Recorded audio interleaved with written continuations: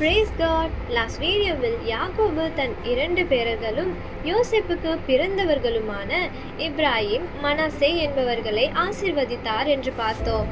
யாக்கோபு தன் எல்லா குமாரர்களையும் அழைத்து மரிக்கும் முன் சில வார்த்தைகளை ஒவ்வொருவரோடும் பேசி அவர்களை ஆசீர்வதித்து சொன்னதாவது: ரூபனை பார்த்து, ரூபன், நீ என் சிரேஷ்ட புத்திரன், எனக்கு விசேஷமானவன், ஆனால் முதன்மையின் உரிமையை இழந்துட்ட என்றும், சிமியோன் மற்றும் லேவியை பார்த்து, நீங்கள் உக்கிரமான மூர்க்கம் நிறைந்த கொடுமையானவர்கள், உங்க கோபத்தினால் ஒருத்தனை கொன்று போட்டீர்கள், எனவே நீங்கள் பிரிந்து இஸ்ரவேலில் சிதறி போவீர்கள் என்றும், யூதாவை பார்த்து, உன் சகோதரர்கள் உன்னை புகழுவார்கள், அது மட்டுமல்லாமல் இஸ்ரவேல் புத்திரர் உன் முன் பணிவார்கள், இயேசு கிறிஸ்து உட்பட அநேக ராஜாக்கள் உன் சந்ததியில் தோன்றுவார்கள் என்றும், செபுலோனை பார்த்து, நீ கடற்கரையில் குடியிருந்து வணிகத்திலும் கடற்பயணத்திலும் முன்னேறுவாய் என்றும், இசக்காரை பார்த்து, நீ உன் உழைப்பினால் தேசத்திற்கு செழிப்பையும் வளத்தையும் ஏற்படுத்துவாய் என்றும், தானை பார்த்து, உன் ஜனங்களுக்கு நியாயம் விசாரிக்கிறவனாய் இருப்பாய் என்றும்,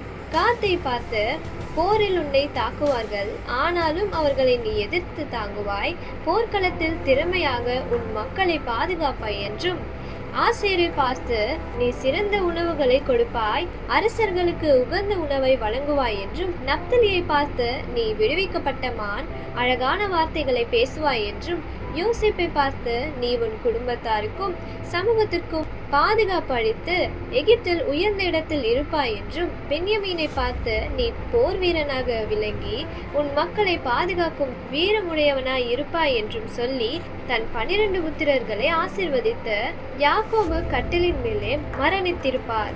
நம் எதிர்கால ஆசீர்வாதங்கள் நம் கடந்த காலத்தில் நடந்து கொண்டதின் விளைவுகள் என்று பார்க்கிறோம். ஆகையால் இன்றைய செயல்களில் கவனமாய் நடந்து கொண்டு தெளிவாய் ஆண்டவருக்கு பயந்து வாழ்வோமாக.